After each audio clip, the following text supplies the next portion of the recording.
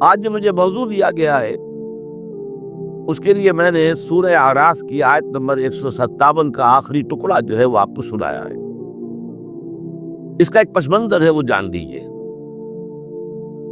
آپ کو معلوم ہے کہ جب حضرت موسیٰ بنی اسرائیل کو لے کر مصر سے نکلے ہیں، اس کے بعد مرحلہ آیا کہ اللہ تعالیٰ نے حضرت موسیٰ کو کوہ طور پر طلب فرمایا تورات عطا کرنے کے لیے۔ ان کی غیر حاضری میں ایک فتنہ کھڑا ہوا اور کچھ لوگوں نے ایک بچڑا بنا کر اس کی پرستش شروع کر دی بنی اسرائیل میں سے، سامری کا بنایا ہوا بچڑا۔ جب حضرت موسیٰ واپس آئے انہوں نے یہ دیکھا تو بہت غضبناک ہوئے، اور پھر اللہ تعالیٰ کے حکم سے فیصلہ ہوا کہ 12 قبیلوں میں سے جن لوگوں نے بھی یہ شرک کیا ہے ان کو انہی قبیلوں کے لوگ خود قتل کریں۔ کئی ہزار اسرائیلی قتل ہوئے۔ یہ بہت بڑا یوں سمجھیے کہ پرج ہوا ہے اس قوم کے اندر۔ اس کے بعد پھر مزید اللہ تعالیٰ کی خدمت میں استغفار کے لیے حضرت موسیٰ علیہ السلام اپنے 70 بڑے بڑے سردار جو تھے 12 قبیلوں کے، ان کو لے کر حاضر ہوئے۔ وہاں انہوں نے استغفار کیا اور ایک دعا کی، پروردگار وَاكْتُبْ لَنَا حَسَنَةً فِي الدُّنْيَا وَالْآخِرَةِ، ہمارے لیے نیکی کا اندراج کر دے، دنیا میں بھی آخرت میں بھی۔ جواب ملا اللہ تعالیٰ کی طرف سے، دیکھو عذاب تو میں جس کو چاہوں گا دوں گا، اور ویسے میری رحمت ہر شے کے ساتھ موجود ہے، ہر شے کا وجود میری رحمت سے ہے، لیکن ایک میری خاص رحمت ہے جو میں لکھ رکھوں گا ان لوگوں کے لیے جو میرے نبی امی آخری رسول ان پر ایمان لائیں گے صلی اللہ علیہ وسلم۔ وہ جب آئیں گے اور وہ نیکی کا حکم دیں گے، بدی سے روکیں گے، پاکیزہ چیزوں کو حلال قرار دیں گے، ناپاک چیزوں کو حرام قرار دیں گے، نوع انسانی کے اوپر جو بوجھ تھے جو اس وقت ہو گئے ان کو اتاریں گے۔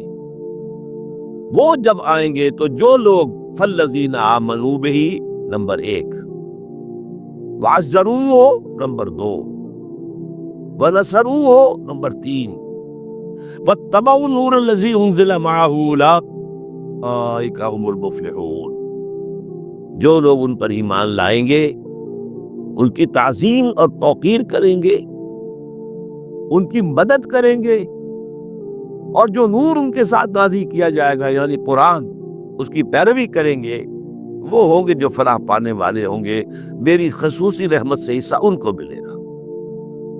اب یہاں پہلے تو دعا کر دیجئے، اللہم ربنا اجعلنا منہم، اے اللہ ہم سب کو ان میں شامل فرما دے جو تیرے نبی کے ساتھ تعلق کی ان 4 بنیادوں کی شرائط کو پورا کر سکے، تقاضوں کو پورا کر سکے۔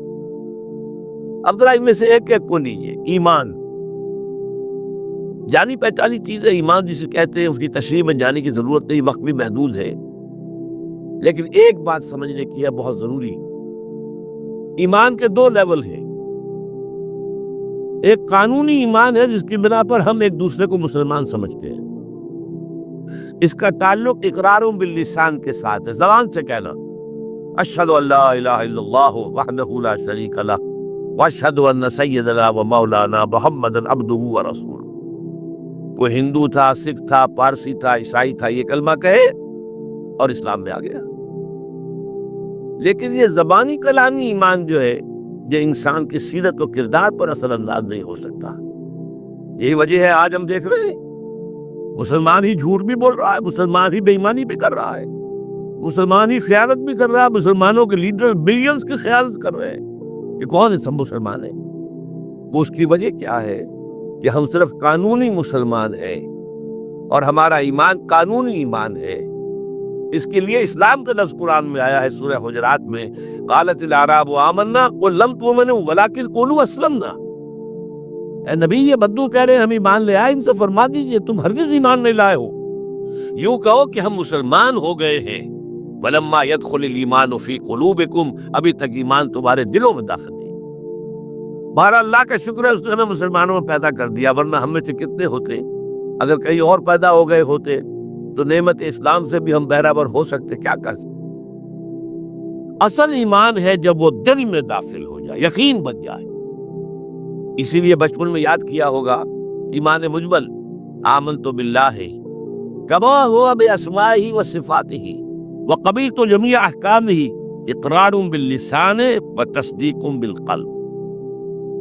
جب تصدیق بالقلب ہوگی تو اب اس کے تقاضے جو ہیں عملی پیدا ہوں گے۔ ان تقاضوں میں سے ایک میں 2 حدیثوں کے حوالے سے آپ کے سامنے رکھ رہا ہوں۔ پہلی حدیث حضرت عبداللہ بن عمرو بن العاص رضی اللہ تعالیٰ عنہ سے مروی ہے، لا یؤمن احدکم حتی ان یکون ہواہ تبعا لما جئت بہ۔ دیکھو تم میں سے کوئی شخص مومن نہیں ہو سکتا جب تک کہ اس کی خواہش نفس تابع نہ ہو جائے اس شریعت کے، اس قانون کے، اس ہدایت کے جو میں لے کر آیا ہوں۔ اگر عمل تابع نہیں ہوئے تو حقیقت مومن نہیں ہو۔ دل میں جھانکو، Do I really believe that Muhammad is the Prophet of Allah? Do I really believe that Quran is the word of God? کبھی جھانکیے گا اندر، جواب ملے گا صحیح آپ کو۔ کیا کنوکشن ہے؟ کنوکشن ہو اور پھر حضور کی پیروی نہ ہو، حضور کے احکام کی پابندی نہ ہو، اللہ کے قوانین کی پابندی نہ ہو، کیسے ممکن ہے؟ حضور تو فرماتے ہیں صلی اللہ علیہ وسلم، ایک ایسی بد اخلاقی اور کج خلقی پر صرف اسے کوئی گناہ کبیرہ بھی نہیں کہیں گے۔ فرمایا ایک مرتبہ واللہ لا یؤمن، واللہ لا یؤمن، واللہ لا یؤمن، خدا کی قسم فلاں شخص مومن نہیں ہے، خدا کی قسم فلاں شخص مومن نہیں ہے، خدا کی قسم فلاں شخص مومن نہیں۔ صحابہ کانپ گئے، کون بدبخت ہے جس کے بارے میں فرمایا جا رہا؟ پوچھا گیا من یا رسول اللہ؟ جواب سنیے اور اپنے غریبانوں میں جھانکیے۔ وہ شخص الذی لا یامن جارہ بوائقہ، وہ شخص جس کی شرارتوں کی وجہ سے اس کا پڑوسی چین میں نہیں ہے، امن میں نہیں ہے، وہ مومن نہیں ہے، خدا کی قسم نہیں ہے، خدا کی قسم نہیں ہے۔ کیسے علیحدہ کر لیں گے اس ایمان کو اعمال سے اور ایمان کو اخلاق سے؟ آگے چلیے، وہ جو حدیث حضرت ابو ہریرہ سے، اور یہ متفق علیہ، صرف بخاری کی نہیں ہے، بخاری جمع مسلم سے، لا یؤمن احدکم حتی اکون احب الیہ من والدہ وولدہ والناس اجمعین۔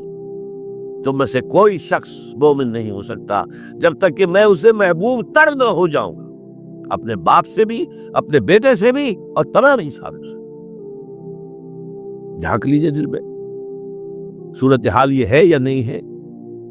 کیوں محبوب ہو جائیں؟ اس لیے کہ آپ کے ذریعے ہدایت ملی ہے، آپ کے ذریعے ہم اللہ سے جڑے ہیں، اور آپ کو معلوم ہے دنیا میں کوئی سا ہدایت نہیں، نعمت نہیں ہے جب تک کہ نعمت ہدایت نہ ہو۔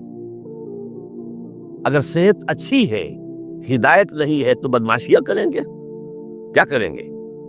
آپ کو معلوم ہے صحت اچھی جو ہے کہ جا کے تھپے گی، اگر ہدایت نہیں ہے۔ اگر دولت ہے، ہدایت نہیں، کیا کریں؟ گلچھرے اڑائیں گے، عیاشیاں کریں گے، لوگوں پر اپنی دولت کا رون رکھیں گے۔ اولاد ہے، ہدایت نہیں ہے، یہ اولاد سہان روح بھی بن جائے گی کہیں آپ کے لیے۔ کوئی شے نعمت نہیں ہے جب تک کہ نعمت ہدایت نہ ہو، اور ہدایت ہمیں ملی محمد رسول اللہ صلی اللہ علیہ وسلم کے ذریعے۔ تو آپ سے بڑھ کر محبوب کون ہوگا؟ اس کے ضمن میں ایک بڑا پیارا واقعہ آتا ہے۔ حضرت عمر سے پوچھتے ہیں حضور ایک مرتبہ، عمر تمہیں مجھ سے کتنی محبت ہے؟ اندازہ کیجئے کہ اس قدر اپنائیت کسی سے ہوتی ہے تب یہ سوال ہوتا ہے، عمر تمہیں مجھ سے کتنی محبت ہے؟ عرض کیا حضور تو یہ آپ دنیا کے ہر انسان سے زیادہ محبوب ہیں۔ فرمایا اور اپنی جان سے؟ ذرا سا توقف کیا، دل میں جھانکا، ہاں حضور اب میں یہ بھی کہتا ہوں کہ میری جان سے بھی زیادہ عزیز ہے مجھے۔ آپ نے فرمایا الان عمر اب پہنچے ہو جو مقام ہے، اب درکار ہے، جو مطلوب ہے۔ تو محبت اس درجے کی، اطاعت اس درجے کی، اگر نہیں ہے تو ایمان نہیں۔ ہاں قانونی ایمان ہے، اب مسلمان ہے، اللہ کا شکر ہے، بہت بڑا فضل۔ اب اگلے بات پر آئیے، الضروح، ان کی تقریم، ان کی تعظیم کرے۔ یہ تعظیم کس درجے میں؟ اب وقت بہت کم ہے، میں صرف آپ کو سورہ حجرات سے مثال دے رہا ہوں۔ فرمایا گیا یا ایھا الذین آمنوا لا ترفعوا اصواتکم فوق صوت النبی ولا تجهروا له بالقول كجهر بعضكم لبعض ان تحبط اعمالكم وانتم لا تشعرون۔ اے ایمان والو، کبھی اپنی آواز کو حضور کی آواز سے بلند تر نہ کر دینا۔ کبھی جس طرح بلند آواز سے ایک دوسرے سے بات کرتے ہو ایسے نہ کر بیٹھنا، مبادا تمہارا سارے اعمال حق ہو جائیں اور تمہیں پتہ بھی نہ چلے۔